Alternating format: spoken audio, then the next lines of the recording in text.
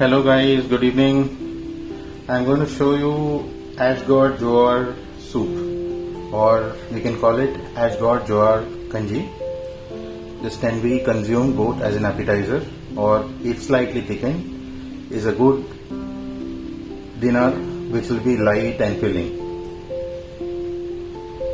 Come, let's see how to make it. Now let's see what are needed for making this. I've taken one roughly chopped big onion, 2 green chilies, few pods of garlic, little butter or clarified butter, that is ghee, 2 cups of chopped ash gourd, a good 2.5 to 3 tablespoons of Jowar Flour, and this is black pepper. If you feel only black pepper is enough, then you can reduce or skip green chilies as per your taste. But adding a green chili, when we see the process, actually gives a good taste to this. Especially if you take it as a dinner, green chili adds a good flavor. We'll be using the black pepper for seasoning and sprinkling during the process. Come on, let's see. Now take a pan, preferably a cooking pan, and add these 2.5 tablespoons of, rather it is 2.5 to 3 tablespoons of Jowar flour, and roast it well till you get a good smell. The aroma should actually come out, and if you are used to using flour that is stored over in the freezer, this is very important. Basically, you will see that the flour is getting loosened, there will be no lumps, and you will get a nice aroma.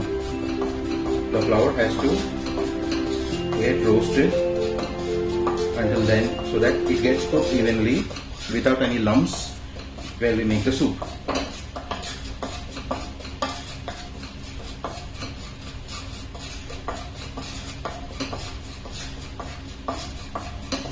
Keep the flame medium-high. This must get done in about a minute or slightly more.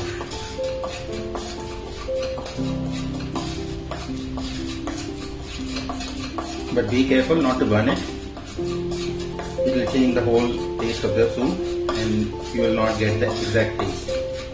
And please do not add, just remember not to add any oil or ghee to this. Again, that will not get the proper aroma out of the flour. You will now notice it is freely moving. Now you can switch off and transfer it to a container where we can use it. Now heat the pan again. Add very little ghee or clarified butter. If you are used to using cooking butter, you may use just half a teaspoon, nothing more than that. Just roast these chilies and the garlic pods once. Again, until they give a good aroma.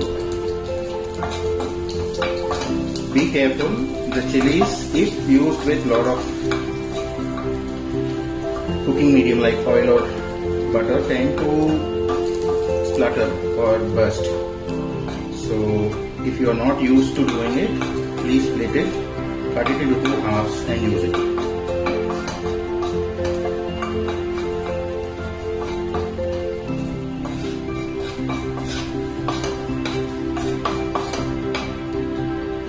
I've seen one skin separate from the garlic. This needs to be removed.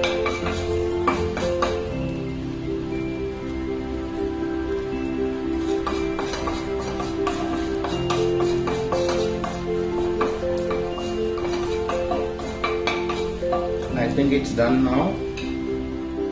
Add about 2 cups of water initially to cook the vegetables.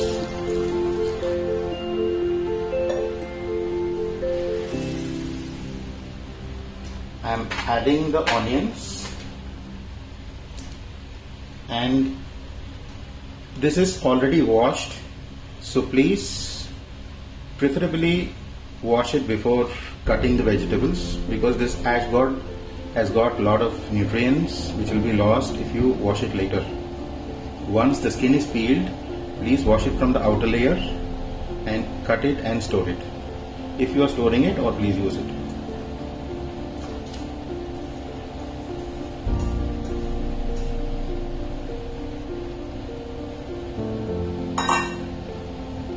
Now switch on the flame to, or turn it on to medium high to high, and let it cook.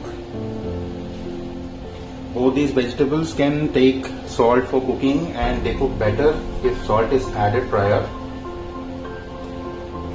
unlike some vegetables which don't. So I am adding about a teaspoon of salt, which is required for this.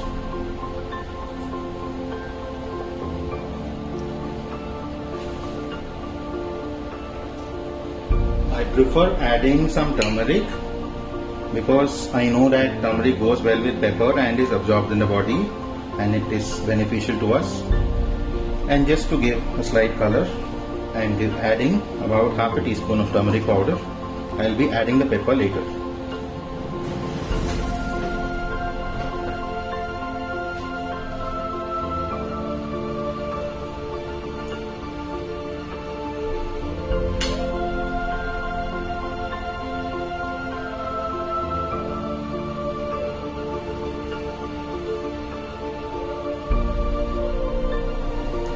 Today for dinner, I am cooking this jowar and ash gourd soup, and I will be making some boiled vegetables which I will be tossing with some pepper. I like my soup to be little more soupy, or more of a liquid, just to make my dinner more filling. Though I am cooking this with water, I will be adding some more vegetable broth. Once the vegetables are boiled, I will strain them, and I strain that and add it with this to make this soup a little more nutritious. Now let's wait for the vegetables to get cooked, and in the other pan I have added some cauliflowers, beans and little chopped carrot. So once those are boiled, I will meet you once the water is strained and these vegetables are cooked. Since I have already added salt in the vegetables that we are cooking for making the soup, I am not adding any salt that is required for the broth. Once the broth is strained, I will be tossing it with salt so that this doesn't get excess salt. I am making this soup as dinner for 2 people. So if it is a regular family which will be taking a regular soup along with dinner or as a snack in the evening, this will serve about 4, the measurements which I have told will serve about 4 persons. The veggies are almost done. I am just keeping it closed for about 2 minutes, just letting them cook so that it cooked mushy, after which we can blend them. Meanwhile, the other broth is getting cooked. The vegetables meant for the soup are fully done. Now I will be straining this and removing the water separately so that we are able to blend it properly.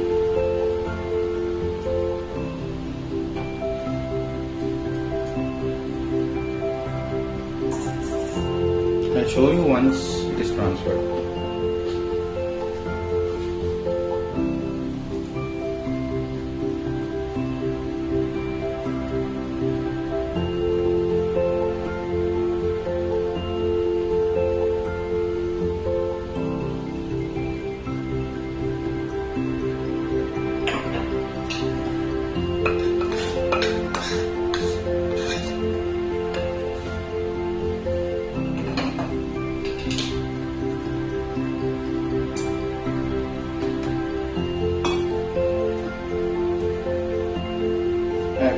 Strain this much of broth from this and transferring it back to the pan. The flame is kept switched off, and this is what I have drained. Use a colander and set it aside for at least say 5 to 7 minutes so that it is completely cooled and it is safe to put it inside the blender.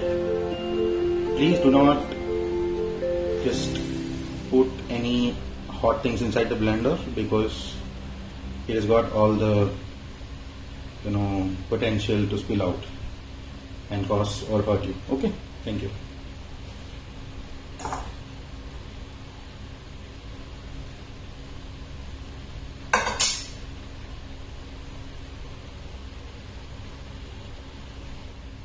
I am here using a smoothie blender jar in which I have transferred the ingredients once they are cooled, and I have added the jowar flour also, and we are going to blend it smooth until it is a very smooth paste.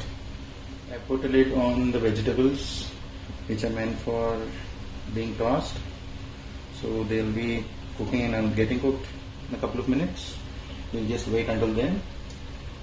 By the way, I made a good nice smoothie of whatever we had taken as ingredients. We will be adding it to the broth. Once I strain the broth from the vegetables which are getting cooked, I'll add it to this. I'll show you. Just remember, this is a healthy version of the soup. If you would like to make it little greasy and more tastier, I'll be adding little more ghee or clarified butter on this when I'm going to season it at last. Instead, when you're frying the jowar flour, you can heat about a tablespoon of ghee or cooking butter, melt it and add the jowar flour and dissolve it in it and cook it and roast it so that you get a nice aroma. That will give you add little more taste to the soup, but I prefer this healthy version, so that is how I've made it for dinner. I've added the lid only to give a slight rise in the water level so that the cauliflowers which are floating on top are also covered with enough water or boiling water and they're cooked. Now the vegetables are done. I'm going to strain the broth and keep the rest for tossing. We leave the rest of the things in the pan. The cream can also be made little more creamier with a white sauce which is milk based along with the same jowar flour. I'll show you that version of soup using some other vegetable which you can incorporate later in this if at all you want to try in some other video of mine. Now this is done. Now let us add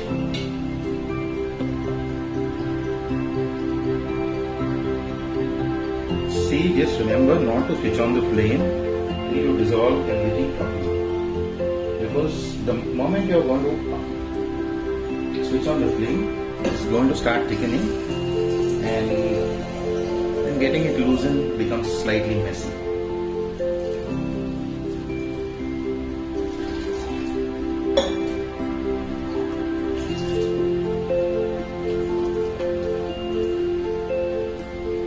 Just giving a shake.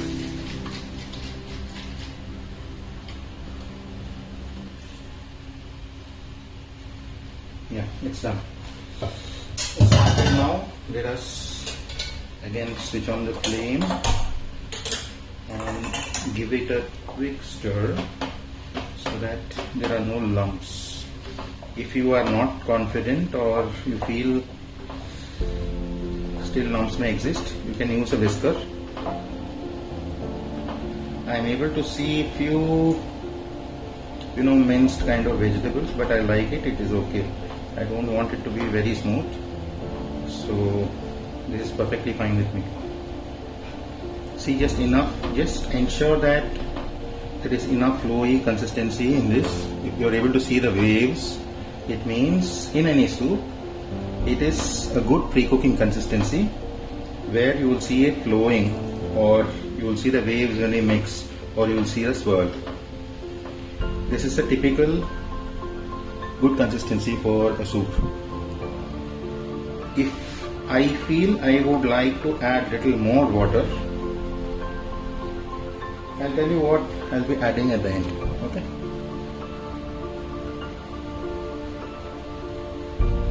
Now let it cook. Keep the flame in medium high or lower, preferably on a simmer, and let it cook with the lid closed and boil for about 5 to 7 minutes. The whole recipe should take you about 25 to 30 minutes. This cooking can be shortened a little, that is the last boiling part, which at least would require about 5 minutes. So let us close this and wait. Now the soup is getting cooked. I just forgot to mention something. In a regular soup where you are adding some thickening agent, which is actually pre-cooked like white sauce, the cooking time is much lesser. And in that case, there is a greater chance for it to thicken in lumps.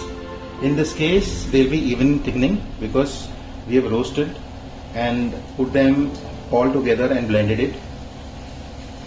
And the second thing is, we have used Jowar Flour, which is more for a porridge. This soup is, like I told you, meant for a dinner and or a maybe evening filling snack. So it requires a little more cooking time for the flour to get cooked properly and evenly. So that is why I have now closed it and let it cook. It is, you can see it's already boiling. I have not added any water. It looks fine. We'll just wait for a minute. In the meanwhile, I've left the other vegetables for getting tossed. I've just added some pepper and half a teaspoon of ghee or clarified butter. Adding about less than half a teaspoon of salt. It is fine if it is not now tasting enough salty for me. Okay, because I need to cut down on salt. Let it get tossed. In the meanwhile, we are still left with something. This is black pepper. Okay, so let us add it. See, I am used to having little spicy food. If you feel the pepper spice is enough and you want it to be not that very spicy or tangy, you can skip the green chilies altogether. I have used slightly coarse kind of pepper, so it seems to be floating. If you have a fine pepper powder, just ensure that you are mixing it with water in a small teaspoon and adding it so that it doesn't form any lumps. Just to give a better flavor and make it a little more yummy, I have added about a very little, maybe 2 ladles of this. It is boiled and cooled milk. So, or if you have a standard UHT treated milk, like the one which is bought out in the store, even this can be added. Please don't add hot milk, it is bound to split and spoil the taste of the soup. This actually gives you a very yummier texture. So I'll actually recommend trying this, which I have not shown in the ingredients. Goodbye everyone, I'll get back to you with more recipes.